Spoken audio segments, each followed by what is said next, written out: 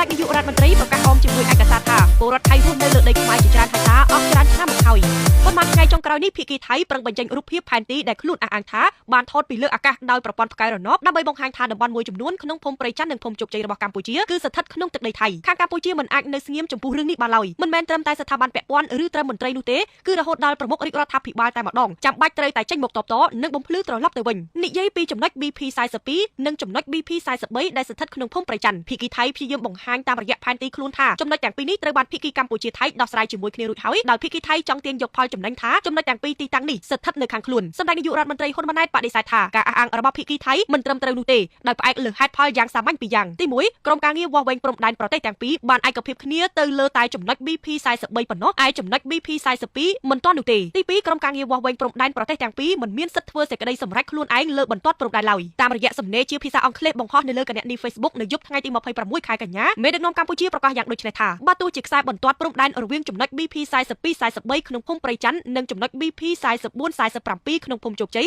ត្រូវបានគូសជាឯកតោភាគីឬគូសតែម្ខាងដោយភាគីថៃខ្លួនឯងក៏ដោយប៉ុន្តែនៅលើដីជាក់ស្ដែងគឺប្រជាជនថៃបានកាន់កាប់និងធ្វើស្រែចម្ការអស់ជាច្រើនឆ្នាំមកហើយនៅលើដីជាច្រើនហិកតាដែលស្ថិតក្នុងដែនអធិបតេយ្យកម្ពុជាយ៉ាងច្បាស់មិនមែនគ្រាន់តែបកស្រាយនោះទេមេដឹកនាំកម្ពុជាក៏បានបង្ហោះរូបផែនទីភ្ជាប់ជាមួយផងដែរដើម្បីធ្វើជាអំណះអំណាងសម្ដេចនាយករដ្ឋមន្ត្រីផ្ញើសារទៅភាគីថៃថាវាសំខាន់ក្នុងការទទួលស្គាល់ការពិតដែលកម្ពុជាថៃមិនទាន់ឯកភាពគ្នាលើតំបន់ជាច្រើនតាមព្រំដែនហើយប្រជាជនទាំងសងខាងបានរស់នៅនិងអាស្រ័យផលលើតំបន់មិនទាន់ឯកភាពទាំងនោះអស់រាប់ទសវត្សរ៍មកហើយសម្ដេចបន្តថានេះជាមូលហេតុនាំឲ្យមានចំនួនជាមួយគ្នាហើយភាគីទាំងពីរអាចដោះស្រាយជាមួយគ្នាតាមរយៈស្ថាប័នឬគណៈកម្មាធិការនានាដែលបង្កើតឡើងរួមគ្នាដូចជា GBC និង JBC ជាដើមដោយផ្អែកលើស្មារតីអនុសារណៈស្តីពីការវាស់វែងនិងខណ្ឌសីមាព្រំដែនគោកកម្ពុជាថៃឆ្នាំ2000ឬអនុសារណៈឆ្នាំ2000សម្ដេចថាបតីរំលឹកថាកម្ពុជាថៃថែមទាំងបានយកអនុសារណៈឆ្នាំ2000នេះទៅតម្កល់នៅអង្គការសហប្រជាជាតិទៀតផងសម្ដេចបន្ថែមថាយោងតាមអនុសារណៈឆ្នាំ2000កម្ពុជាថៃឯកភាពគ្នារក្សាទីតាំងបន្ទាន់ដោះស្រាយឲ្យស្ថិតក្នុងស្ថានភាពធម្មតាសិនរហូតទាល់តែកិច្ចការវាស់វែងព្រំដែនត្រូវបានបញ្ចប់សពគ្រប់សម្ដេចប្រមុខរាជរដ្ឋាភិបាលកម្ពុជាមើលឃើញថា